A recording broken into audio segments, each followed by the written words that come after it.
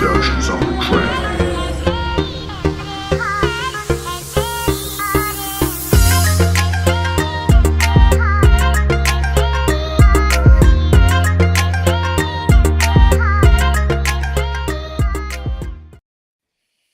Yeah, what's up, everybody? This is Case Study QB, and I am here with my man David, and we are going to do the show today with just us. We're gonna have some fun. We're gonna chill back, and I'm gonna try to also put in the chat a link that if anyone wants to join and give their perspective and give their opinion, they can do that as well. David, how you doing, buddy? That's a great idea. I'm doing well. Yeah, thank you for having me. I'm excited to be here again. Appreciate the invite. All right. Let's get straight to it. There's so much, we took a break last Monday, and there's just so much to talk about. We have, unfortunately, a police brutality case situation that happened today.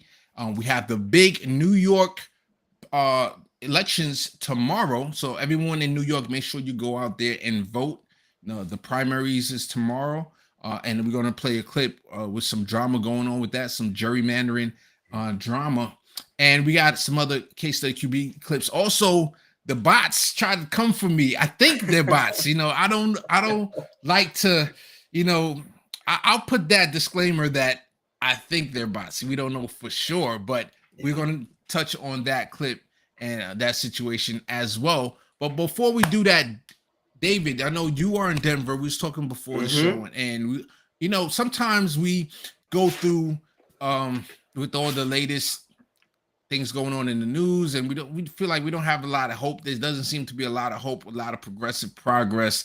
So I was talking to David about what's going on in Denver, and there seems to be a lot of good things going on there. And if we can kind of look to Denver as a model of political progress, hopefully this can give people some hope. So David, go ahead and talk to us about that. Yeah, thanks. Yeah, I was explaining to Case earlier too that he was asking me about like kind of what my ideal political candidate would be. And so it was really hard for me to point to someone at the federal level who really probably represents all of my beliefs.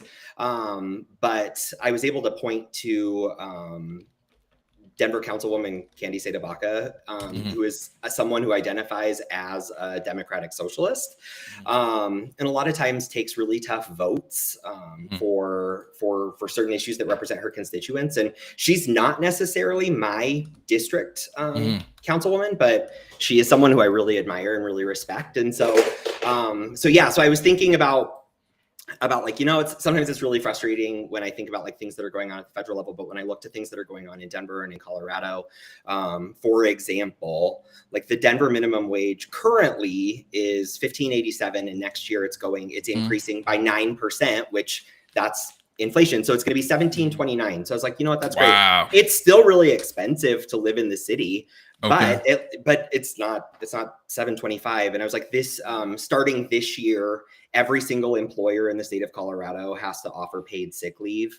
Oh, wow. That's awesome. So like previously last year, it was for employers who were 15 employees and more. This year, it's every single person. So there was actually like Southwest Airlines filed a lawsuit saying that it would hurt their bottom line. You gotta be kidding me. I'm not kidding you. Yes, because this is after we gave them all that money for the PPP loans, and we bailed out the airline industry, and they're saying this is going to hurt their bottom line. Go ahead. Yeah, but they have a heart on the bottom of their airplanes. So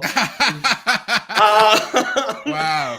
But so I was like, I'm like, there's a lot of things that are going on next year. Like the voters in Colorado, starting next year, passed like paid family and medical leave. So the state's going to start collecting payments for that, and then that'll start being paid out in 2024.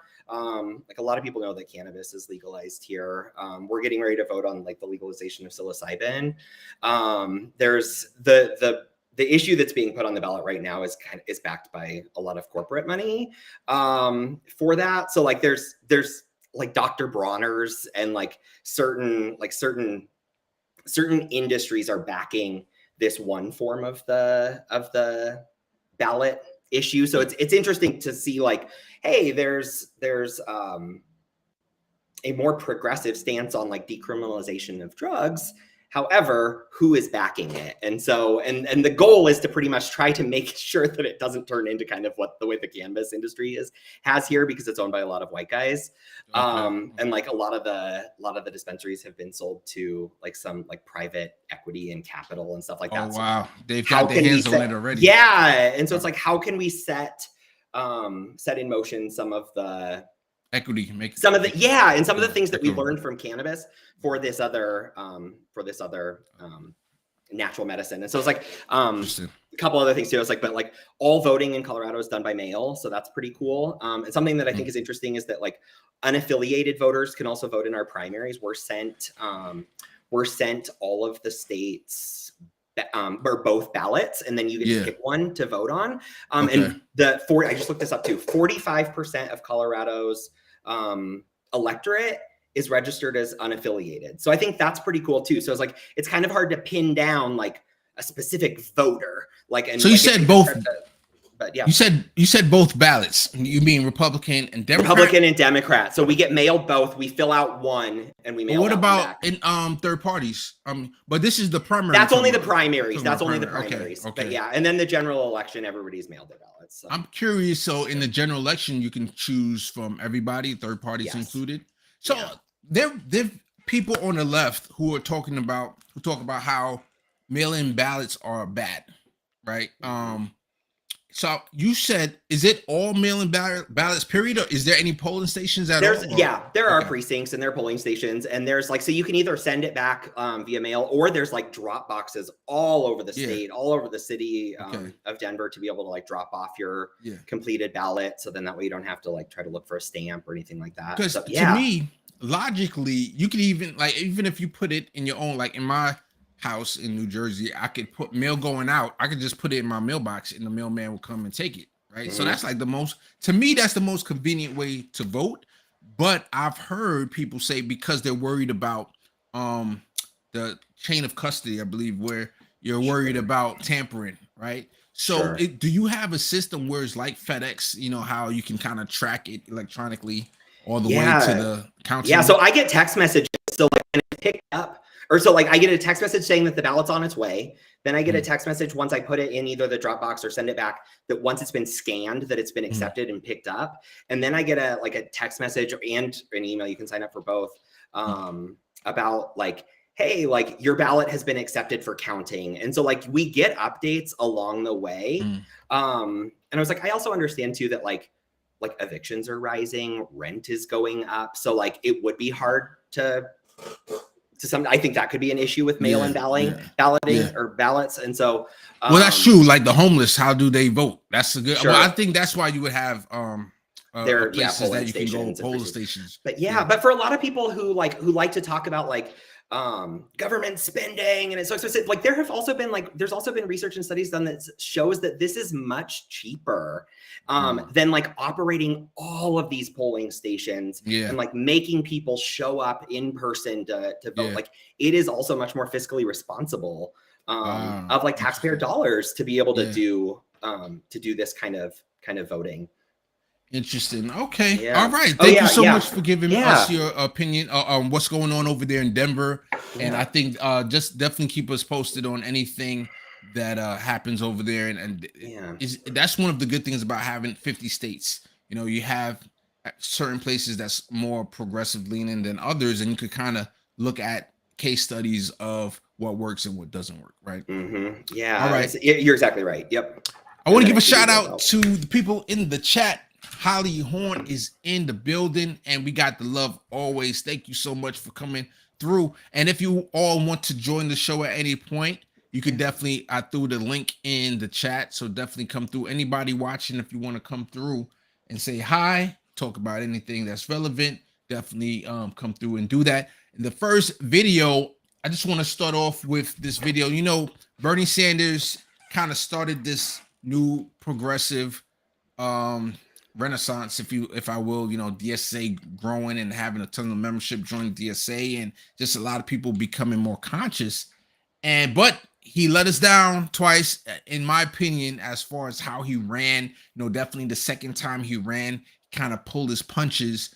Zephyr Teachout wrote an article saying Biden was corrupt and laid out a great argument, and he kind of threw Jeffrey under the bus. You know, that could have been used to pummel Biden and to take the lead and to continue to and potentially win. But since then, you know, he's gotten a lot of criticism, but I gotta give him props for this thing coming up right here. All right, I'm gonna play it from the beginning. Bernie Sanders in Pennsylvania today attending a workers' rights rally.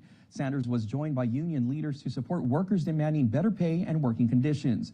While addressing the crowd, Sanders expressed his support and called for the growth of the trade union movement. Sanders added, "The time is now to take on the oligarchy that's running this country." We are here to say loudly and clearly that if we're going to save the middle class of this country, we're going to grow the trade union movement. Workers are going to have a voice on the job. They're going to have a voice in Washington and in their state capitals all over this country. Sanders is also expected to head to Massachusetts to attend another rally tomorrow. Bernie. The man is still working. He's still out there working hard. You know, there's, of course, I would love to see him go to West Virginia and put pressure on Joe Manchin, go to Arizona, put pressure on Kristen Sinema. He hasn't done that, but there's nobody else with his level of recognition doing this kind of work. Even if, you know, to us, to me, it might be, we want to see him do so much more, but you know, those people in the crowd to that union that he went there to show support, they probably, that means the world to them. So, you know, at least he hasn't gone off completely into the wilderness. Yeah. Yeah. No, I was just doing some quick math. I was thinking about, so I know I mentioned on a previous show that I had worked for Starbucks, and I was a corporate manager, and I was just thinking about like with Bernie saying like growing the trade union movement, and I think about like the workers really starting to seize the means of production back themselves and like benefiting from it instead of giving all that money to our corporate overlords. And I just did some math about like when I looked at like the profit and loss statements from my previous Starbucks store. And this was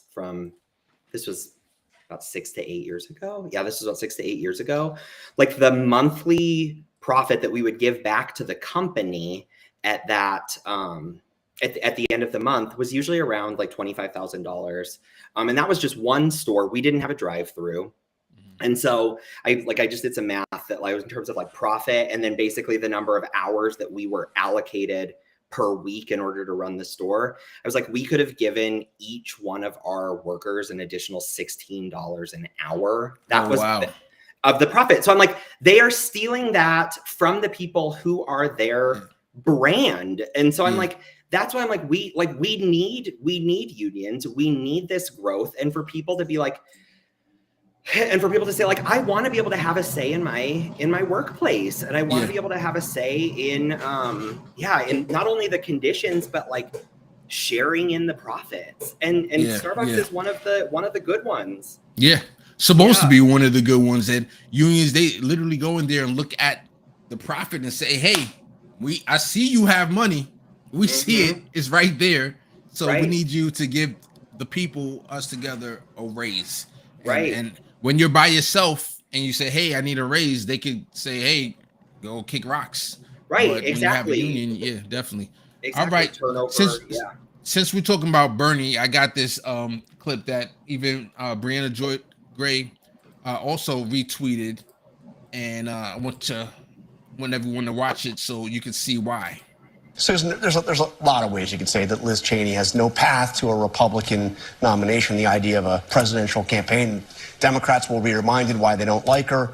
But, I mean, take a step back. She is the face right now of opposition to Donald Trump in this country. What can she do with this new political organization? Well, in the short term, she told you she would campaign against election deniers. She confirmed that means she'll be campaigning for some Democrats. who are running against election deniers. She has the stature and the ability to raise money to have an influence on some of those races. And over the long term, who knows? Politics is not a straight line. Liz Cheney is 56 years old. She could run for president in 2024 or 2028 or 2032.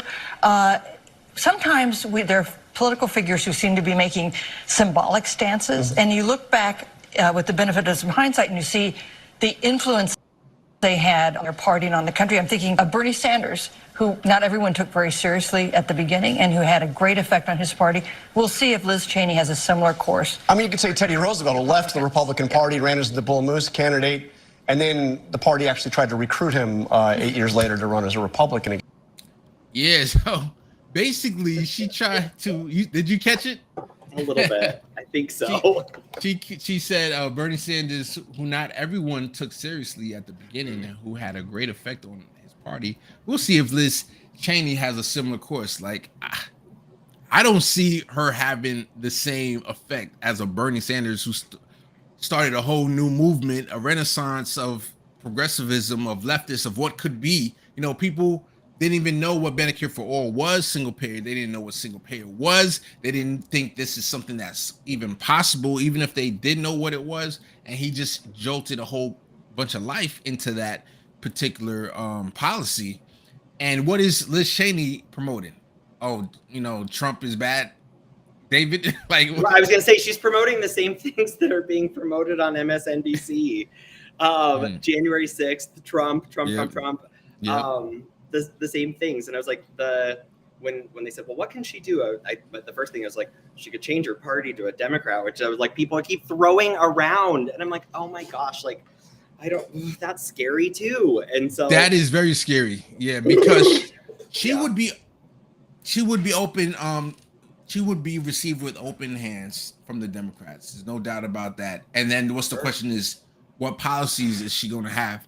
And it's going to be further right than all the people that we absolutely hate, like a Joe Manchin or, you know, Kristen Sinema. She's going to have that same politics, but hopefully I don't think it's going to come to that. It will be really interesting if it does, but let's hope that Liz Cheney is never brought back into politics. We'll see what happens. But I got this her dad too. Exactly. Yeah, so we got a big election in New York coming up tomorrow. So everybody in New York, go out there and vote. And they got some drama going on, some gerrymandering that caused two incumbents to run in the same district. So let's go ahead. I'm gonna play this clip, and we could. I saw one of the comments earlier said there's Jerry Nadler. Yeah. Here we go. Term member of Congress, that's 30 years in the House of Representatives, may learn tomorrow night whether he or she is out of a job. A newly formed congressional district is pitting veterans and longtime colleagues, Congressman Jerry Nadler and Congresswoman Carolyn Maloney, against one another in Tuesday's Democratic primary. And incumbent freshman Democrat Mondaire Jones finds himself running for re-election in an entirely new district where hardly anyone previously knew him. CNN's Athena Jones now takes a closer look at some Democratic drama.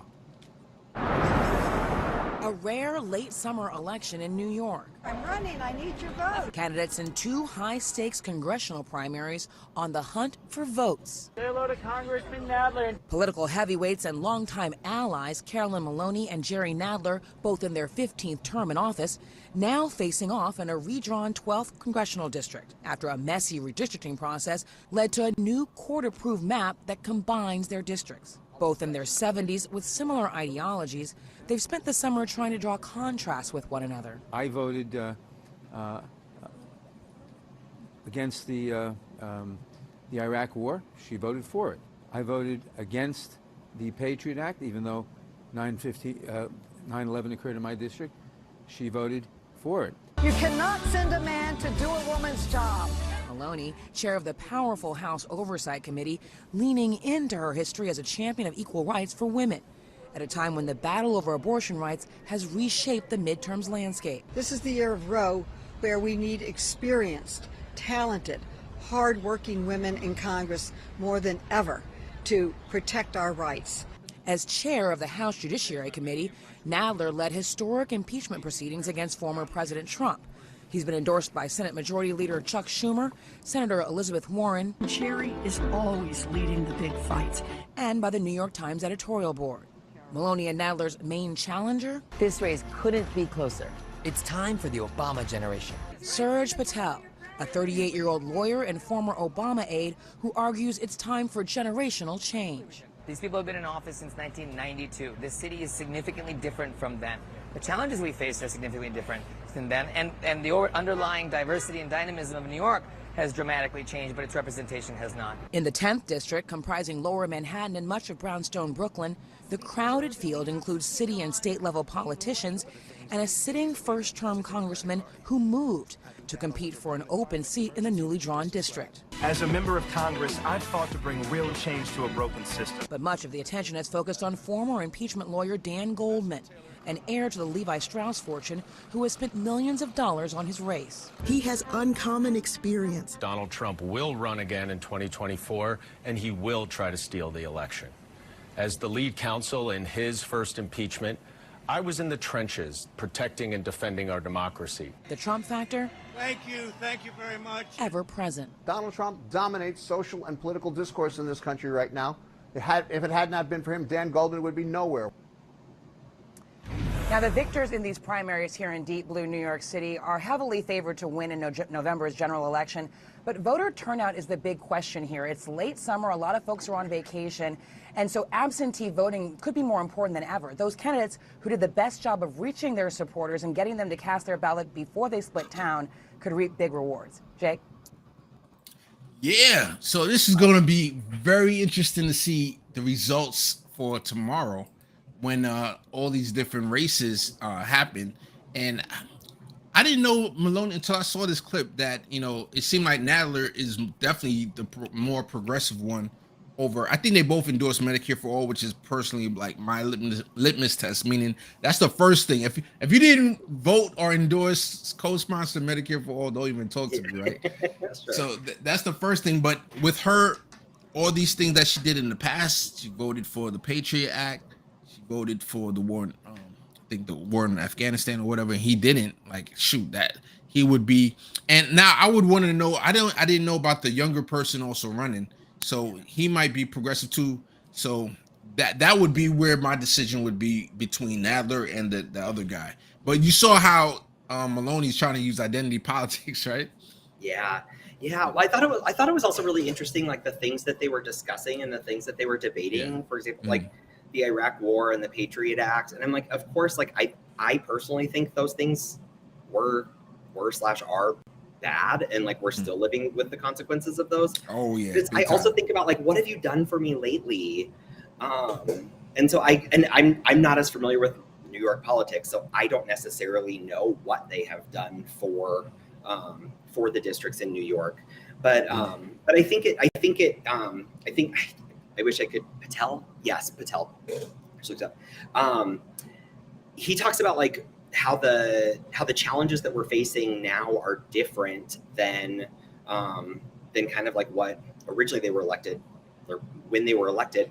And I was like, I think this goes to a broader issue of like our elected leaders not really looking like us, representing us. Like the country's views have changed and they've evolved and they've become more progressive.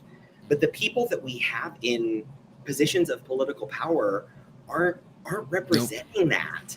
And that's frustrating. Like, so I guess, yeah. So it's like, how do we get there? And so like, this was an example. I told you about this a little bit before the show too, but I was like, something else that Denver is starting like in this next upcoming election is like, we are going to have public funding of the mayor's race, and our city council races. And it's at a 9-to-1 like contribution like ratio. So like, for example, and it's only for small dollar donations. So anybody who donates in the city and county of Denver, anywhere between $5 and $50, that will be matched 9-to-1 to a certain amount. And so like, for example, if someone gives a donation of $50, this like the total contribution to that campaign will be $500. Wow, and that's awesome. That's a lot of money, and especially think at like a local level. And so like it will cap out, I believe, for like the city council, for like a regular city council seat, it's 125,000 for the city council, like at large, representing the whole city. I am Denver based, yes. Oh, yeah, cool. Yeah, it was like the city, like the city council representative representing the entire city, goes up to 250,000, and then like the mayoral race goes up to 750,000. And the goal of this is to get other like candidates who wouldn't necessarily be involved or have the funding from other places get involved in politics and represent like their constituents and actually have some variety in viewpoints. And yeah, and so I think it's a great thing. Are you familiar with David Sirota? I know his wife is in the local, state government there. That's awesome. I hope Denver continues to be progressive. We want to be able to point to places that say, hey, look, it's working over there, so we need to bring it over here. And I know in New York, they're working on a single payer bill right now, and they're trying to galvanize. There's definitely a progressive renaissance there as well, having a lot of DSA people running and winning over there. But of course, the elite have a lot of power still, and I believe the speaker of the House in the state legislature is preventing this bill from coming to the floor. But they're still working on trying to gain enough momentum, maybe even get more people in office. So that's going to be big if they can get that done. Day is in the building. Let me give a shout out to Justice. Also, I put up that message there, and then say what's up today real quick. What's going on, my man? We miss you. All right, let's go on to the next clip, which unfortunately we have a big police brutality clip that just came out, and I'm glad that it hits the mainstream media, because now we can shine more light to it, and hopefully we can get some reform, even though in Congress they had a deadlock. They don't want to change the filibuster. But let me play this clip. Did you kind of want to give a little bit of a warning? Is this the one? Yes, this is the one. Thank you for reminding me. So it's going to have graphic footage. So if you don't like seeing people get beat up, you might want to kind of look away for a moment. All right, just listen to it so you know when it starts and when it ends. All right.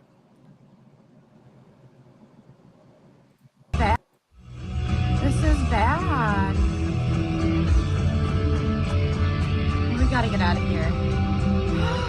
3 Arkansas law enforcement officers have been removed from duty after this disturbing video was posted online, showing them beating a man outside a convenience store. Arkansas State Police have now opened an investigation into use of force by all 3 officers, and the FBI is also investigating. The Crawford County Sheriff's Office has identified them as Deputy Zach King, Deputy Levi White, and Mulberry Officer Thel Riddle. CNN has reached out to all 3, but so far hasn't heard back. They will be punished for what they did if they are found to be in violation of any rights, laws, or anything like that. This afternoon, Arkansas Governor Asa Hutchinson said the officers' response was not consistent with the training they received. That is reprehensible conduct in which a suspect is beat in that fashion.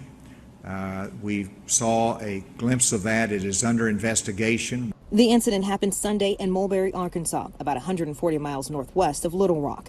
On the video, you can see at least 2 officers punching and hitting the man and kneeing him repeatedly as they try to arrest him. That's when you can hear a woman off camera yelling at the officers, "Don't beat him. He needs his medicine." To which one of the officers tells her to, quote, "back the F up," and points, telling her to get back in her car. We don't know what happened just prior that would cause them to use any level of force. It may justify some level of force being necessary to take him into custody, but it escalated way beyond what it was needed at the time. Police say the man in the video is 27-year-old Rando Worcester of Goose Creek, South Carolina. An attorney representing Worcester tells CNN that Worcester was wanted for allegedly threatening a gas station clerk in a nearby town. The Crawford County Sheriff says when officers located him, he was cooperative at first, then got violent and tried to attack the officers. Police say Worcester refused medical treatment, but was taken to the hospital as a precaution. He's facing numerous charges, including assault, battery, and resisting arrest. The Sheriff's Office and the Mulberry Police Department both released statements saying they hold their officers accountable for their actions. When you look at the video and you see the punches to the head, you see the lifting of the head and pushing it into the pavement, the kneeing of the individual and so forth, that's where it becomes excessive. And there is more video of this incident. Now, the sheriff says that none of the officers were wearing body cameras, but he's seen dash cam video that has not been released to the public. Now, the attorneys representing the suspect, Randall Worcester, says that from what they've seen, they believe the officers used excessive force and their actions were not justified. One attorney told me that she believes the woman who took that cell phone video saved her client's life. And Jake, the sheriff was asked, do you think he would have even found out about this if it weren't for that cell phone video? His response, probably not. Wow. So that's how pivotal, having a video, evidence is these days. That let me read what they put. While the condemnation of the behavior is a step forward, the consequences of the behavior will be the true sign of whether change has happened or not. And they didn't have the body cams on them, right? So I think at this point it should be mandatory. It should be mandatory that it's on. They had no shame. The guy pointed to the person. I don't know if he saw the camera or not, but he said, "Get the F back." Like, you shouldn't be conducting yourself in that way, especially if you're in a professional job, like occupation. You're supposed to be hold up. We're supposed to respect you, and you're supposed to respect us. And you're saying the F word, like, it's crazy. What you think, David? Yeah, I was gonna say, let's be honest too. Like the guy that was being apprehended was white, and so I was like, he actually was able to walk away, and so I was like, that's not necessarily the case in all of these other sort of police brutality cases. And not only that, it seems like he had mental issues because they said he needed to take his medicine. Like, I would feel horrible if I knew I was beating up somebody that had mental issues. Humans, we have conflict all the time. Somebody hits you, you want to hit them back or whatever. But even if somebody hit me and I hit them back, and in the moment I didn't know they had mental issues, but then later on I'll feel horrible. I'm not trying to fight somebody that had mental issues. You want to de-escalate that. And by the nature, that should be the police job, is to de-escalate. Here is somebody slamming his head against the floor. I mean, it's just so inhumane. Yeah, I was gonna say, if we really truly live in what is supposed to be a self-governing society, then if we are supposed to be a self-governing society, what is there a need for police or policing? I guess is there a need for police or policing in a self-governing society? And when I think about police being agents of the government, this is the government basically saying, this is what we the people believe in. And so I think too about I haven't heard much about it lately, but the expansion of the Capitol Police Department into cities around the country. And I was like, that could even be something that conservatives could get on board with. Why is the federal government coming and trying to police me in my local area? And so, and so I was like, I think a lot of times the only quote unquote crime that a lot of these people have committed is just not having access to any sort of mental health care or physical health care. And not only that, the Capitol Police are not subjected to FOIA requests. So Freedom of Information Act requests, they don't have to adhere to them. So that shows you how a police state can slowly grow. If they're, and like you said, I think it just happened at the beginning of this term that even members of the squad voted for them to have the power, the money to expand. What are we going to get? One in every state, and then what's next? One in every city, and one. How far is this going to go? And there's no accountability as far as being able to get FOIA requests. So and they just get more and more money. And they get more and more money. So we just, before this, we talked about the midterms. And so now we're going to go back to the midterms as this clip is going to talk about the forecast of, will the Republicans take over the House or the Senate? Let's watch this clip and find out what the latest forecast is. Okay.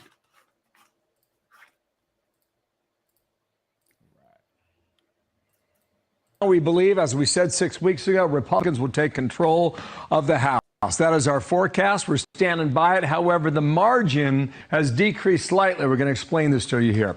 You need 218 to win the majority, right? We think Republicans have 220 right now locked in. But among the toss-ups, and there are many, 28 toss-ups right now. If you were to split half of those, give Dems 14, give Republicans 14, here's your simple math, all right? You get to 234 seats in the House for Republicans. That's where we think things could be. But as of today, we're pretty sure right now that the forecast we gave 6 weeks ago is still in Republican control for the House. Get to the Senate in a moment here.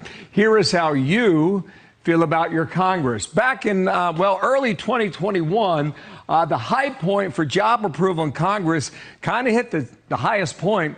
And ever since then, it just goes lower and lower to where we are right now, stands about 15-16%, which doesn't reflect well for what's happening in Washington, D.C. On the Senate side, it's going to be really a center of attention come election night. Remember, you just got about a third up right now, okay? So Democrats have 36 where there's no election. Republicans have 29. We think Republicans have a solid 15 seats. 2 are likely, 3 are lean. This is where the action is, Dana. On election night, 5 toss-up states. We felt the same way many, many months ago. Arizona, Georgia, Pennsylvania, Nevada, New Hampshire are legitimate toss-ups. Maybe it changes over the coming weeks or coming months after Labor Day, and the focus goes a little more for Americans thinking about November. But right now, that's where we've got the Senate, and that's where we've got the House. Dana, back to you. All right. So it's interesting. The Senate is a toss-up. So that's a big possibility that the Democrats might keep the Senate. And big shout out to my man Miguel H in the chat. But the question is the House. It's almost like a given that the Republicans are going to take back the House. So we could potentially have divided government. So there's zero chance of anything productive happening, I would think. What you think, David? Yeah. So I was listening to the New York Times, the Daily podcast. This was a few months ago, and they were talking about the redistricting process in all of the different states. And they talked about how many of the states now, like the way they've been gerrymandered, the districts almost represent their constituents a little bit more. Like there's like a little bit more than like previously in terms of like, if they were to look at like who voted for Trump or who voted for Biden, and the way they've redistricted it. So like what they were saying is that the districts may represent their constituents more, or like the person who's being elected to represent their constituent may like look like their district more, yet the general elections will not be nearly as competitive. And so it's almost, and I think that graph represented it, where it's like 5 toss-ups. Yeah, and so it's like, has every district already pretty much been decided based on the results of the primary? And so it's like, okay, who's like, I live in a district that is like 89 or something, like 89% Democrat or something like that like voted for that. So I'm like, the person who won the primary, the Democratic primary, who is the incumbent, will be the next will win automatically because it's such a deep blue district. Yes. I hear what you're saying. So I think that's why it's so important for us to be also paying attention to what's going on in the primaries, because so many people just focus on like the general election, November, what's going on there.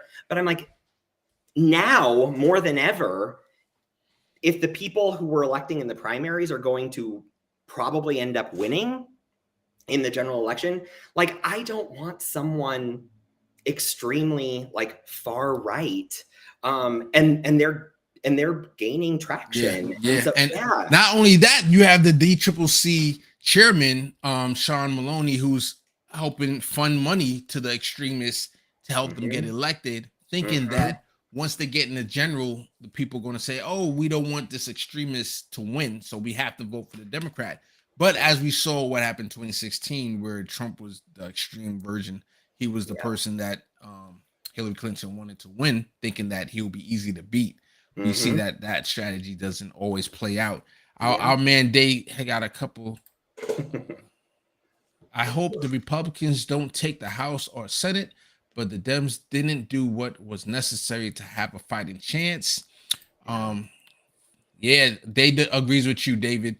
Facts, David. The progress is in the primaries, and I think that's what's causing us to get more polarized. Yes, right? Because you having people on the extreme right. I don't like the idea of saying the extreme left, because the extreme left in this country are people who just want $15 an hour, which is nothing now. You know, Denver has $17. Yeah, my idea of the extreme left is like going and doing a sit-in in one of Jeff Bezos's or Oprah's houses, like mini houses, like invading that and saying, this is where I live now. Like that's about the only thing that I can think of as like extreme left. But I mean, and you can look at history where you see, like, that's the extreme left, the Weather Underground, who's out there bombing people, environmentalists that they used to put spikes inside trees so that when the tree loggers used to cut them, the spikes would injure the tree cutter. Like there's some really extreme, leftists in the past. Sure. So they don't know what, and I don't want us to go to that extreme, because they'll definitely demonize. Fox News will have a field day, But I just want us, even I would say, if we advocate for no billionaires to exist, which I believe, that's part of like going to something that's not in the mainstream ether.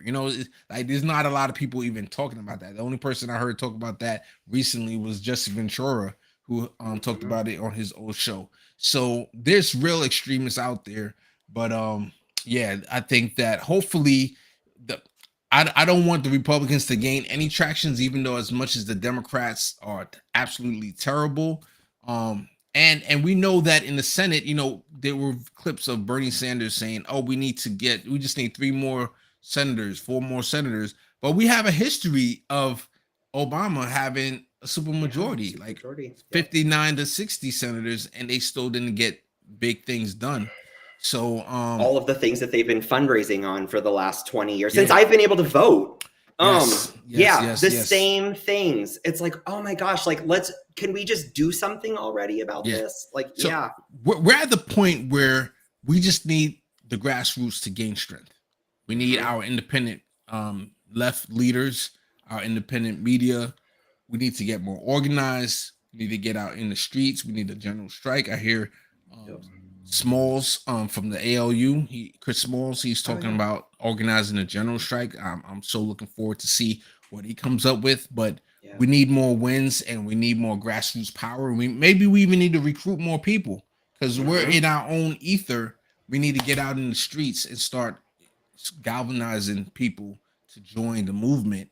I'll always say we need 1 million people in the Communist USA Party. We need 1 million people in the DSA Party. We need 1 million people in the Socialist Alternative Party. All these different leftist organizations, we need them to grow in membership, so that now we have people power to then go put pressure on Congress, because that's what FDR had back in those days that gave us the New Deal. All right. Go ahead. I was gonna say, like, I was just kind of thinking, and this might just be me processing and talking out loud, but like, I was just thinking too, I was like, what if we even just got rid of political parties in general, and like a candidate ran on his, her, or their like best, like their ideas and their platform, and like I understand that political parties allow for fundraising and money. But I was like, what if people did run as independents or unaffiliated, and we had a system that supported candidates like that? Because I think it's really hard to put voters into one of 2 boxes based on all of the things that they vote on. And so I was like, I have always voted for the Democratic Party, but like the Democrats who are in power, or who I have voted for, don't necessarily always always represent me, which is why I am engaged in the primaries, because I think that the people who are offering up ideas and solutions to kind of get the nod of their party can I don't know, like I think there's better ideas being discussed in the primaries. Yeah, and I mean, I don't know how many debates they have in Denver, but we see that there's a need, you know, with Nancy Pelosi never had, she hasn't been to a debate in like 30 years. We see that we have to have some kind of mandatory mechanism for incumbents to go to debates so that we can question them and hold them accountable. I think that would make a big deal in exposing bad Democrats as well, like you said, and having good primaries while we have the system that we have. I personally think we should have independent councils that draw out the maps for districts so that it's not so partisan. But, you know, and some places do have that, but I definitely think we need more of that. So, all right, so let's move away from not politics. Let's move away from the midterm electoral politics for a little bit. And I just want to play this clip and let me know if this is a bad take or not. What you think? Everybody in the chat, listen up. Let us know too. About the age limit on pilots, I guess. So, Mr. Secretary, let me ask you this about the age limit on pilots. I guess it's 65 right now. We have to look at raising that. We've got presidents. The last two presidents have been in their 70s. We've got a Speaker of the House who is, I think most Democrats think, doing a great job in her 80s. We have Supreme Court justices that go well into their 80s. I mean, maybe 65 is retirement. Back in the 1960s and 70s made sense. It doesn't make sense anymore. Why can't we raise that retirement age from 65 to say at least 69? So here's what I'll say. The job requirements for certain workers, surgeons, pilots, members of the military, are different than the job requirements for other roles. And every rule that we have around pilot qualifications is around safety. I do want to make sure we don't forget something. The number of passenger deaths in airline crashes last year was 0. And the year before that, 0. And the year before that, 0. And we got to remember that that is a big deal. 40,000 people die on our streets every single year. By the way, I consider that to be a crisis, and we're working on that. But the fact that a form of transportation that involves taking dozens or hundreds of people, putting them in a metal tube, shooting them through the sky at nearly the speed of sound, and then returning them safely to the ground, that carries millions and millions of passengers every single year with 0, at least recently, and we do not take that for granted, but 0 crashes resulting in airline deaths. That's not something that just happened. All right, so I think we got enough. But you heard that at the beginning, you got Joe Scarborough advocating for raising the age of retirement just for pilots. Like, I don't know about you, David, but I don't want my pilots to be like over 65. I want them well rested and at home with their kids and just relaxing. What you think, David? But we're ageist for saying that. Like, no, I was like, I wish we could all be forced into retirement at like 35. In every job. I hear you. But but that's not currently also the economic reality that we live in. So I was also just looking up too. I was curious that so evidently the National Highway Traffic Safety Administration, looking it up, estimates that the majority of people killed in traffic crashes involving older drivers are 65 and older. So about 67% of the deaths in 2020 were either the older driver or their passenger, also 65 years of age or older. So I'm like, I would venture to say that I could maybe project that there would be similar outcomes based on just that one age demographic alone, and knowing that there's you know what I'm saying. It's the same way that, you know, we probably need a limit on drivers. And I understand there's some people that might be able to continue to drive, but maybe drive. But when you get to a certain age, maybe you need to come in more for testing something because they cause accidents, unfortunately. Or maybe it's a reduced schedule. Yeah. Yeah. And look what they put. Lies the Congress folks should be retired too. Yeah. I agree with Day, and I agree with you, David, where we should. In my perfect dream, I would retire at like 45. You know what I'm saying? Like, I wish I could, you know, if we had some kind of social security or a UBI that you can retire at earlier, and I could go on vacation earlier. Like my parents recently went to Singapore. They went to Dubai. And I heard, or did you live in Singapore before? I lived in Singapore for almost a year. Yeah. Nice. So you can, I want you to be able to travel the world while you can still walk around and you don't need a cane, maybe, you know, and go on vacations.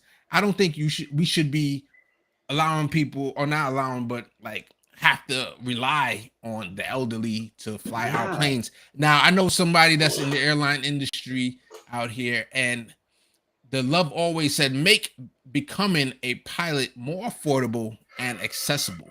Now, they also kind of artificially created this problem when they incentivized a lot of pilots during COVID to retire, because that was a way to offset a lot of costs while getting a lot of money from the government. And unfortunately, they created this problem themselves, and it's going to take some time to onboard new pilots, right? So, but we'll see what happens. But I definitely don't think a solution is to allow to raise the age of retirement so that grandpa can come back in and fly the airplanes. Yeah, what are these airlines doing to recruit new pilots? Cardi B actually was talking about, like, why would people go into the medical profession? Why would they become doctors? Why would they become, like, quote unquote, like, professionals with like specific trades or careers or anything like that, if we as a society are not going to invest back into them? Like what sort of incentive? Why would someone want to go get $400,000, $500,000 in school debt to become a doctor? But I'm like, we need a doctor. We need doctors if we're going to have Medicare for all. Like all of these things are so layered and they're all so intertwined. And so it's like, we need to be like, if someone wants to invest their time and their energy and their mental resources and physical resources, it takes a physical toll on you to study too. Why should we as a society be saying that, like, we don't want that, like, that we don't want that person to invest in themselves in order to give back to us as a community for these social programs? It shows where our priorities are, right? Yes, it does. Yeah. We're sending like $53 billion to Ukraine. I think my wife was telling me that they just authorized another $750 million to go to Ukraine. And when you use weapons, which is what they're using, these the money is going towards the weapons, which is of course going straight into the military industrial complex. That's why they're sending so much money. But when you shoot a bullet, it's not an investment. You know, it just goes straight into the ether. When you blow something up or you deploy a bomb, it's not an investment. You know, when you use a bomb that might cost, let's say a bomb costs $1 billion, you can take that same billion and build a school. You know that school is going to be there for the next 60 to 80 years. Yeah, that's an investment, and that's what we need to, as a government, we need to start putting our money towards investments. And the investments is our children. You know, paying for their college tuition. And I knew when I went to college, I knew people that had to drop out after my first year, and I didn't see them moving forward because they didn't have enough money. Now, what did they go to? Did they go to a life of crime, or did they go to working at a place that they make a lot less money than if they had a college degree? You know, so this is the type of investments that we as a people, we shouldn't think of it as a burden, but think of it as an investment. Yeah, I'd be really curious to see the stats around like the increase of globalization and like US globalization and capitalism and the expansion of the military budget, and see if those are correlated at all, to see if we are colonizing other countries around the world in order for them to produce cheap goods for us. And that's why we have to fund why we have to provide so much money to the military in order to provide quote unquote stability around the world, so that the workers there don't rise up against us so we can't get our cheap goods. I'd be curious to see those numbers. So I saw, Holly, I saw you put 750 billion, which is That's the whole cost of the military. The budget 750 billion. So it's definitely not that. So that up real quick, and it says it here that and this is August 19th. So this is just 3 days ago. U.S. sent to Ukraine another 775 million in weapons and military equipment. So it's just and money for weapons and for war, but when it comes to trying to invest in our people, that's when they're like, "Oh, how do we pay for that?" Or we need to means test it, which we're going to get to the bot. You know, remember I talked about the bots came after me. We're going to come to that. Matter of fact, yeah, let's go to that video since it's 7:55, and let me see if I can find it. You know what? I'm gonna have to. I thought I had it queued up, so let me play this other video while I look for that. And this is just to end on some short clips. So I don't think I even need to play the sound on this. Yeah, we don't need the sound, but can you make that out, David? Can you see what that is? What is that? Is that? I'm assuming it's on a ship. Is it fish? Yeah. Fish. Okay. So that is fish. And man, there's just a ton of fish. It says 5 million fish are killed every minute by the fishing industry. Super trawlers are devouring the ocean of marine life. These ships can catch, process, and store hundreds of thousands of I don't know how you pronounce that. I think that's the British form of tons. Okay. I think. Okay, thank you so much. This is not sustainable. Make it stop. Ban super trawlers now. That's just crazy. I've never seen anything like that before, right? Yeah. Wow. No, I haven't either. And then just a fun one to end the show on.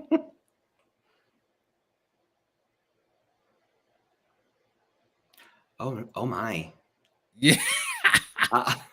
I said fun one, but it's not that fun for the guy, apparently, you know, obviously, but he's all right. But that just goes to show you, come on, don't play with fire, especially if you have a beard. We were talking about the kids in schools earlier. Maybe this could be shown as an example for stop, drop, and roll. Yeah, definitely that could be an example of that. Let me, if you could, I don't know if you have anything to talk about right now, but I want to try to find that clip with I was looking up earlier too about like the Inflation Reduction Act, as they're calling it, and it's what 740 billion or so. And I'm like, I think that's over the course of 10 years. And so I'm like, it's just really interesting that like we fight and fight and fight over like what is in a bill and what is in a bill that actually supports us as like citizens, but then like no questions asked that we renew the military budget that is more than that annually.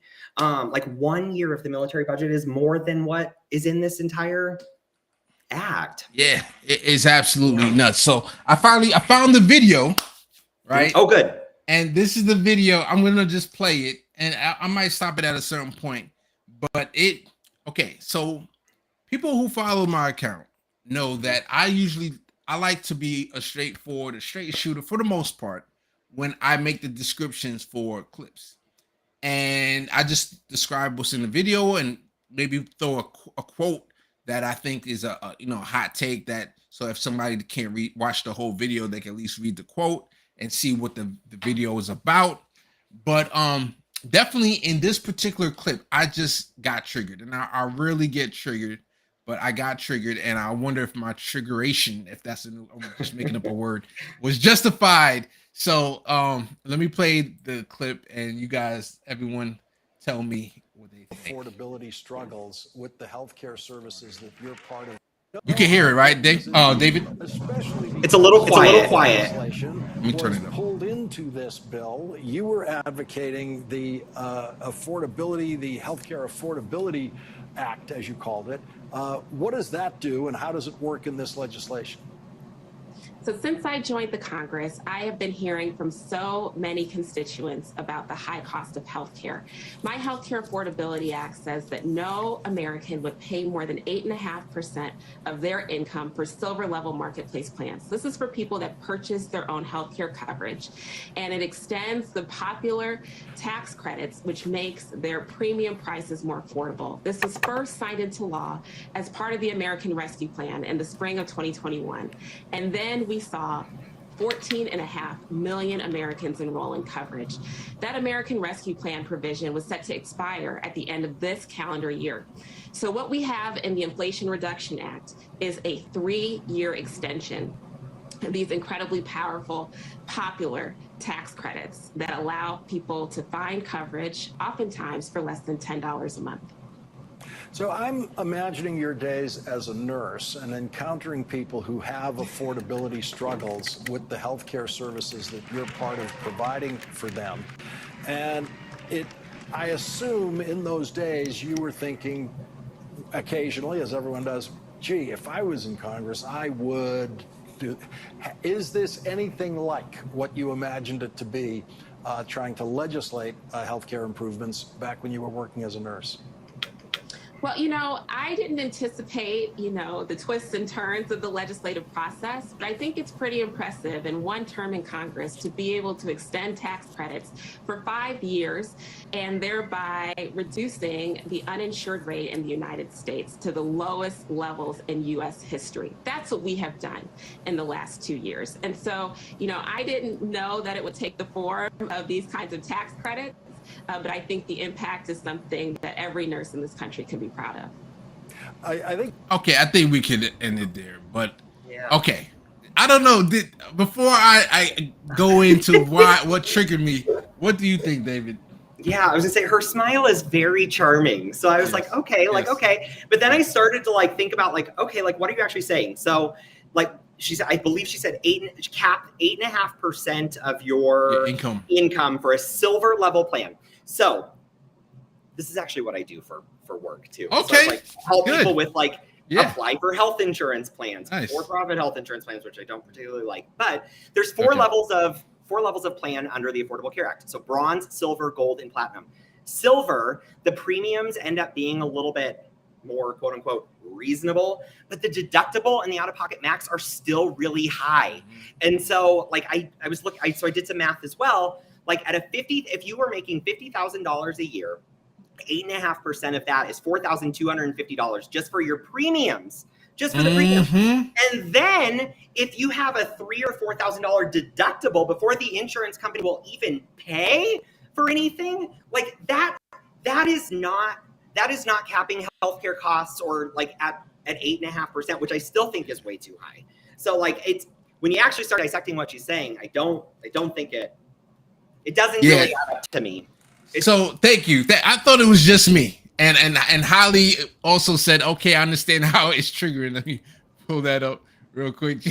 So Holly is on my side. David is on my side. I thought it was just me because a whole bunch of bots, and I'll show them in the tweets real quick, but before we end off. But when I watched this clip and the glee and the happiness she had for passing crumbs, David, crumbs. I mean, you just talked about, 8.5% of your income, and that's the threshold. I just got a bill. I got bad eczema skin issues, right? I just went to the allergist, and I have pretty good health care. I paid the regular $25 copay. They did a patch test to see, what I'm allergic to. The bill came back for $227.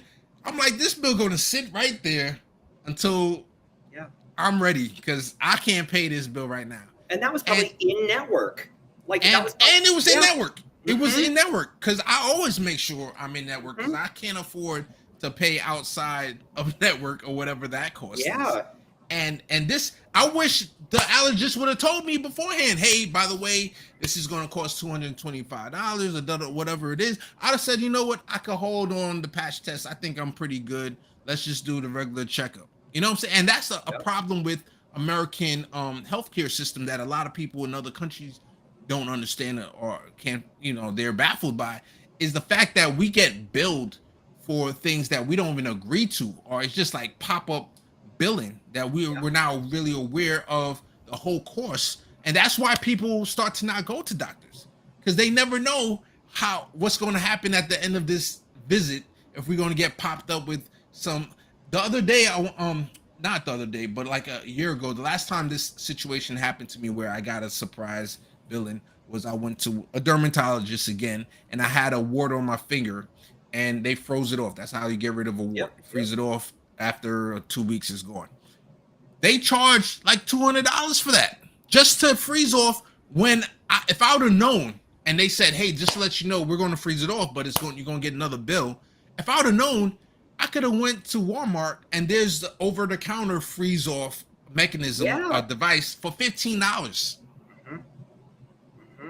$15. So and you know that it doesn't even cost $15 to produce. So I was like, it probably costs closer to $4. And so I was like, so then there's that profit motive, and it's not going to the doctor who did all of it's going to that doctor who did it. How much of it is going to these hospital administrators that that aren't actually the ones providing the care?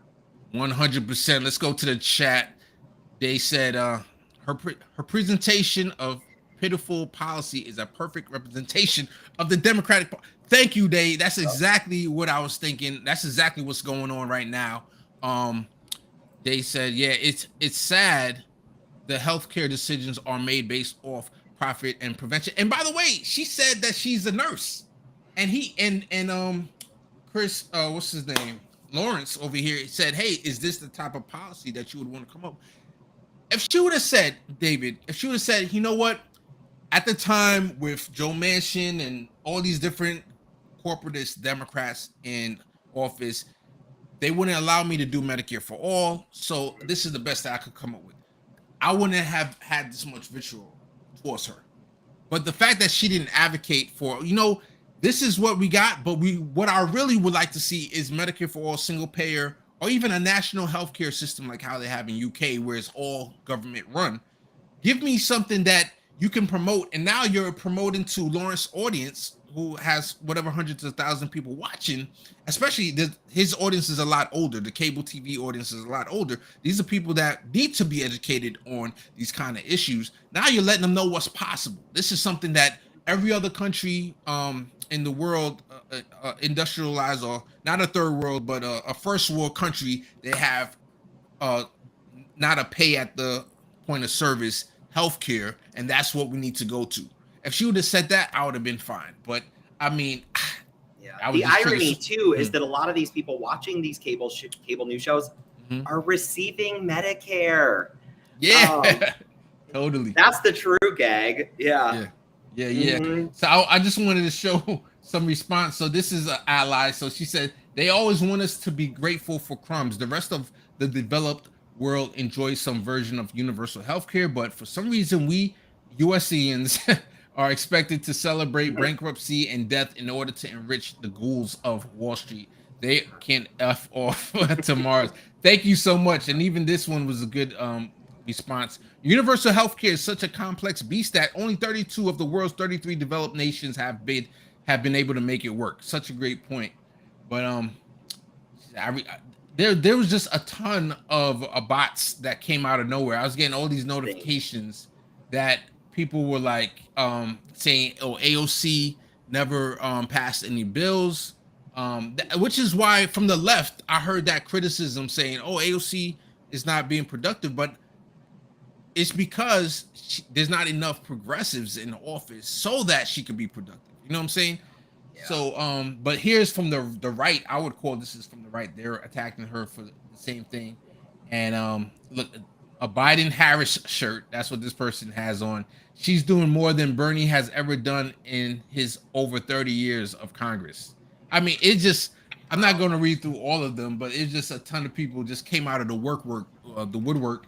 And my account, and these are a lot of people who don't follow my account, as you can see here, which means that, that's what made me curious if these were bots. Because if you go to my account, let me do that real quick, because I want to show everybody, the whole audience.